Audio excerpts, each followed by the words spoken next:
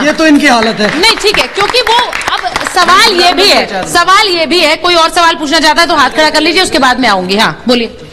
नहीं, मेरा सवाल पहले हिंदू धर्म के लोगों से है। हाँ। कि जो ताजमहल है, अगर वहाँ पे शिवलिंग निकल जाती है तो क्या ताजमहल को भी हटा दिया जाएगा अपनी जगह से? हाँ। और एक मिनट।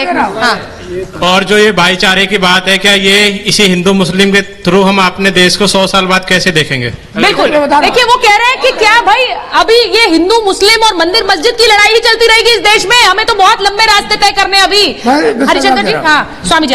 देखिए ऐसा है, ताजमहल के लिए केस हमारा ऑलरेडी चल रहा है 2015 से। हाँ। केस दाखिल है और वो भगवान शिव का मंदिर है, बिल्कुल नहीं तोड़ेंगे, ताजमहल वैसे ही रहेगा। हाँ। फर्क इतना है शिव जी की पूजा शुरू हो जाएगी जहाँ ओरिजिनल शिव है। ये मुमकिन है क्या हरिशंकर जी?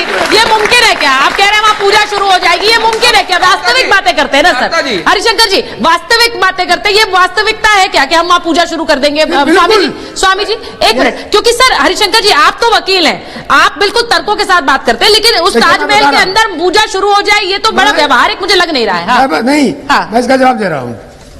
ताजमहल का केस मैंने शोध करके दाखिल किया है। लाहौरी की किताब है, हामिद लाहौरी जी की किताब है, पेज 403 404 पर लिखा हुआ, देख लीजिएगा। अंसारी 402 403 पर लिखा हुआ है कि ये राजा मान सिंह के पोते राजा जय सिंह से शाहजहां ने, देखिए पीछे मत बोलिएगा, मुमताज जी पीछे मत बोलिए, हाँ, उनसे ये महल लिया था और ये महल ओरिजिनली भगवान शिव वहां नीचे विराजमान है और उनकी पूजा के लिए ऊपर से जल आता था, ये वहां देखने में मालूम पड़ जाएगा। और इसको फिर आप लोग आप ऐसे, अरे भाई एक मिनट ना, बुलाते क्योंकि भगवान है। अब मुझे लग रहा है कि एक मंदिर जो है मुमताज में हम भी कंट्रीब्यूट करेंगे। आप बनाइएगा, बच्चा बनवाएगा। मुमताज जी, कथा आप यहाँ पर मेहमान के रूप में आए।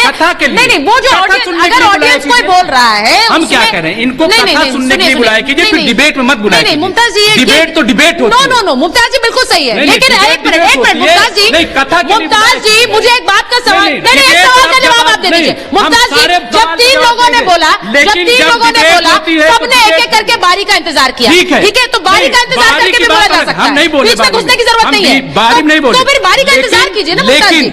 जब डिबेट में बारी नहीं होती मैडम, क्या डिबेट? लड़ाई नहीं हो रही है यहाँ लड़ाई नहीं हो रही, तो पहले नहीं हो रहा है यहाँ पर तर्कों पर बात हो रहा है। तो ऐसा नहीं है कि कोई बोलना शुरू करे आप उस पर बम्बार्डमेंट करते हैं। नहीं तो आप बोलिए ना, जब आप बोलेंगे तो मैं दूसरों को भी टोकूंगी। इस तरह से नहीं होता है, नहीं इस तरह से नहीं होता है।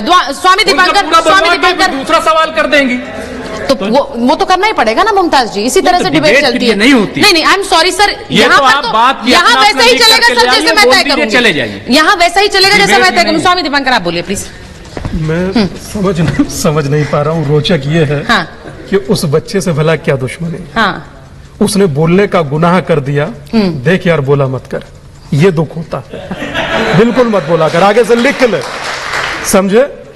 मतलब उसने अपने भाव किसी के प्रति व्यक्त किए तो भाई जी का स्वभाव बदल गया। और क्या बोल रहे हैं? अच्छा, एक भाई का हमें प्रश्न भाई का एक प्रश्न दादा लेट मी कंप्लीट। आप बोलिएगा, मैं आपको सुनूंगा और सुन ही रहा हूं, और आप इतना तेज बोल रहे हैं, यकीन मानिए मेरा ये मोबाइल कह रहा है कि लाउड है स्पीकर। अच्छा ठीक है, मुझे बोलने दीजिए, आप बोलिएगा, मैं सुनूंगा आपकी बात, आप जो कहेंगे।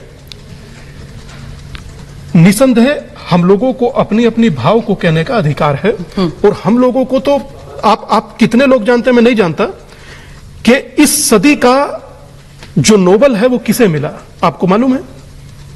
उस वैज्ञानिक को जिसने गॉड पार्टिकल खोजा। कंकड़ कंकड़ शंकर है, तो हम लोग तो कंकड़ कंकड़ को मानते हैं। दादा भाई ने कुछ कह ही दिया तो उसमें अपमानित कैसा? उसको तो बिल्कुल नहीं, आपको ऐसा सोचना चाहिए। और आप अपनी बात कहिए, और यकीन मानिए आप अपनी बात कहेंगे, अपने मजहब से जुड़ी कहेंगे, मैं उसका दिल से एहतराम करूंगा, सम्मान करूंगा। मगर आपको जो चीज नहीं पता, आपने कितने गलत शब्द बोले आप जानते हैं?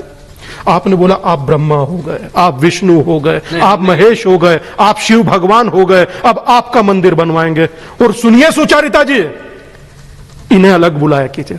दादा इतने हल्के शब्द हो सकते हैं? डिबेट नहीं, डिबेट की तरह होती है। दादा अगर कोई सम्मानित व्यक्ति कोई है मुमताज जी, तो हम लोग उसको रिस्पेक्ट करेंगे। एक मिनट मुमताज जी, मैं शुरुआत से कह रही हूँ, डिबेट होती है। अगर आप भगवान को बुला रहे हैं तो माफ कीजिएगा, मुझे अंदर ना बुलाइएगा। आपको अगर ऐसा लग रहा है, नहीं भगवान को बुला रहे हैं का क्या मतलब है? साथ डिबेट कैसे कर सकता हूं? एक मिनट खुदा के लिए मेरे में इतनी ताकत ठीक है। अब आप बोलेंगे तो मैं उनसे बोलूंगी नहीं मेरे में। बात कंप्लीट कंप्लीट डिरेल कर रहे हैं, आप डिरेल कर रहे हैं। नहीं आप डिरेल कर रहे हैं, अगर आप इस तरह से करना है तो मत करिए। पकड़ लीजिए कान।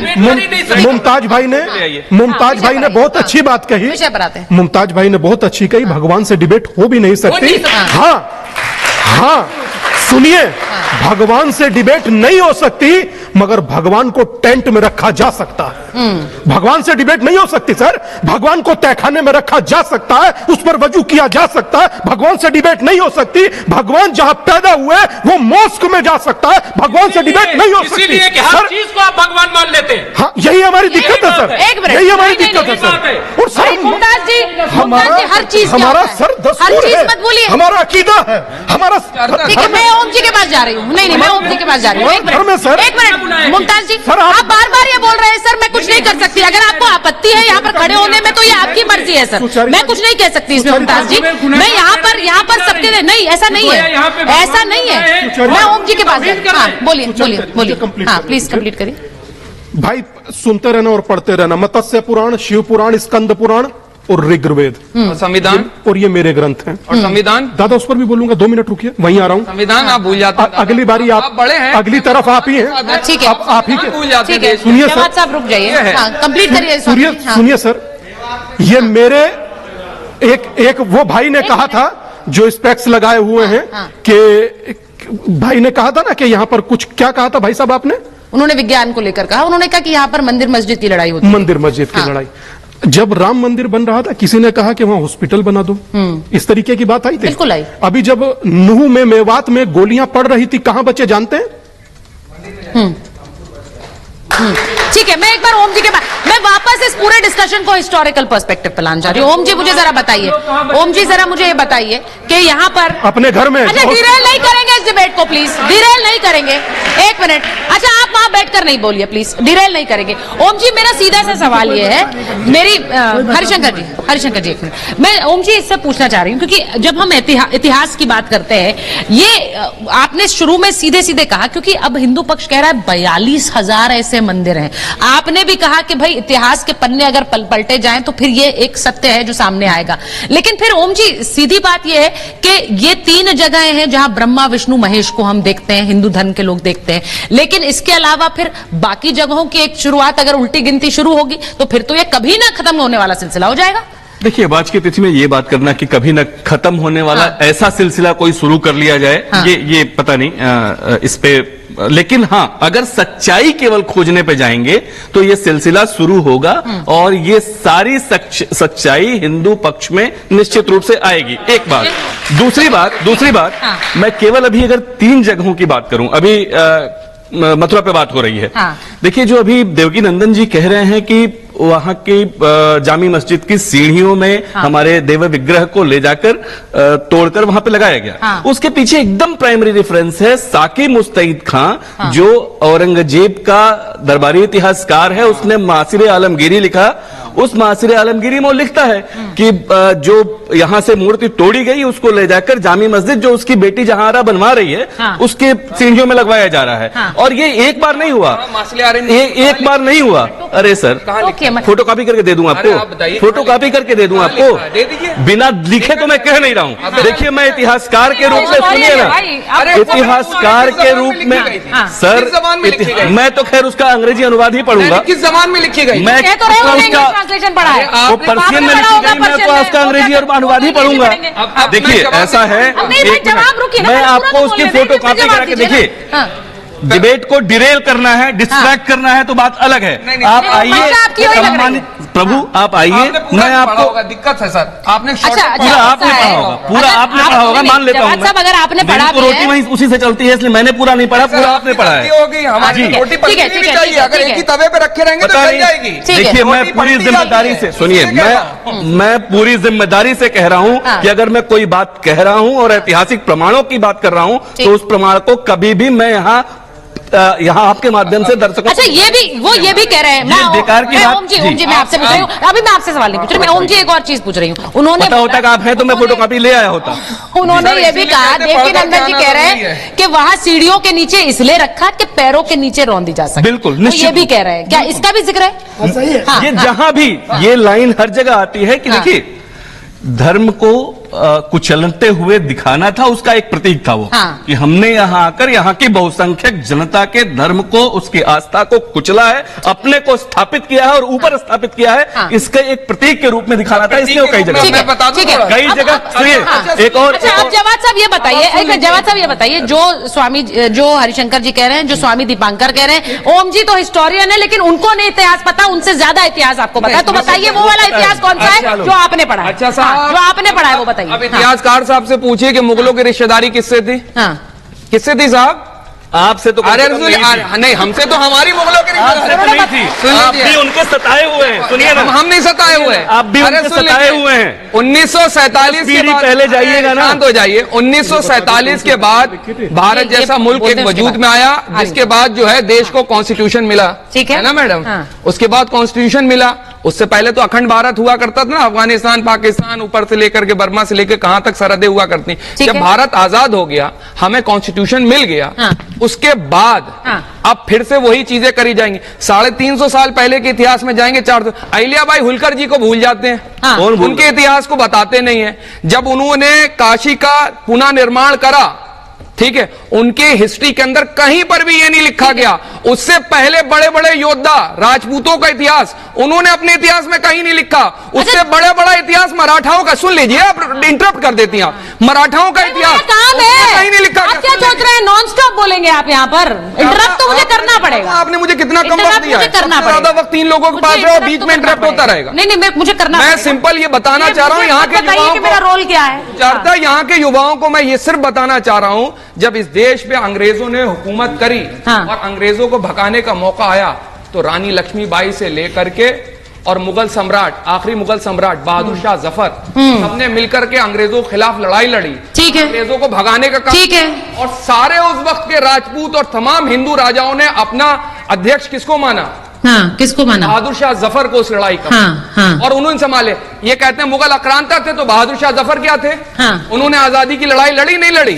यहाँ पर सुन लीजिए सर, आप बोलते हैं तो बात सुन लीजिए आप। उन्होंने आज तक उस हिस्ट्री में कहीं पर भी ये नहीं लिखा कि वहां पर नहीं, जवाब साहब, अब आपने अपना इतिहास पढ़ा दिया और आपने अपना इतिहास पढ़ा दिया। जब भारत आजाद, इतिहास ये है, लेकिन आपके इतिहास में कभी औरंगजेब का जिक्र आता नहीं है, क्योंकि उस पर आप आंखें मूंद लेना चाहते हैं। आप दिखाना चाहते हैं कि औरंगजेब बहुत बड़ा। नहीं, आपके इतिहास में औरंगजेब नहीं आता है क्या? नहीं आता है क्या? मुद्दे उठाए नहीं आता है क्या? आप उस तरफ देखना ही नहीं चाहते, आप आंखें मूंद कर रखना चाहते हैं। आंखें मूंद के कर लिखना चाहते हैं, तो बताइए ना, बहुत शांति का दूत था क्या औरंगजेब? बताइए जरा, आप बताइए। हाँ, मुझे पता है, आप बताइए। नहीं, आप बताइए ना, बहुत शांति का दूत था क्या? आप ये इतिहास पढ़ाना चाह रहे हैं? सवाल मेरा सवाल आपसे ही है। मैं आपको 3 प्रूफ देता हूँ, ठीक है? मौसारा ए आलमगीरी में लिखा है कि औरंगजेब ने मंदिर तोड़ा था। तारीख है यामनी में लिखा था कि कुतुबुद्दीन ने मंदिर तोड़ा था।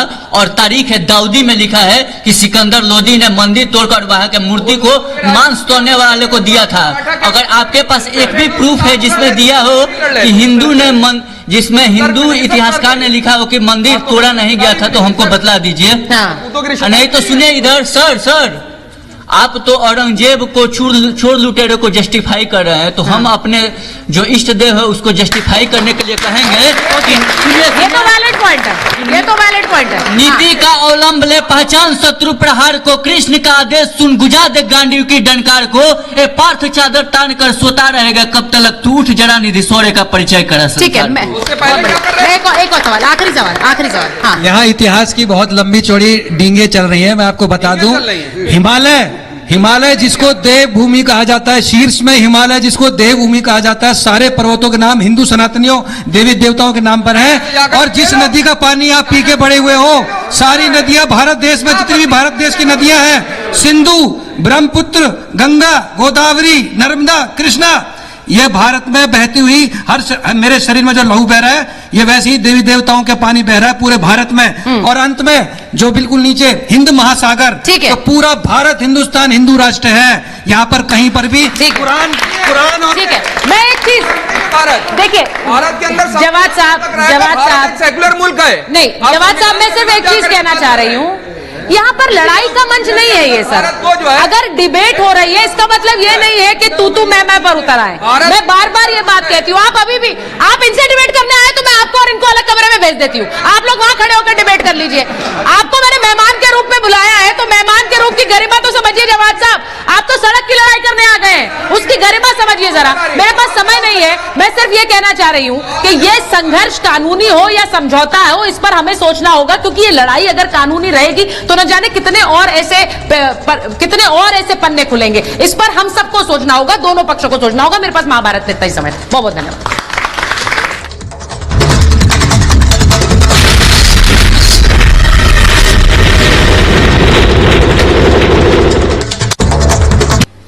गौरव भाटिया जवाब दे रहे हैं, मृत्युंजय जी आ रहा है उसके बाद। पहले सीएजी की रिपोर्ट पे ओके रीना जी जवाब अब आप रिपीट कर रही हैं। थैंक यू, धन्यवाद। रीना जी रिपीट कर रही हैं अब आप। किसने गाया? रीना जी रिपीट कर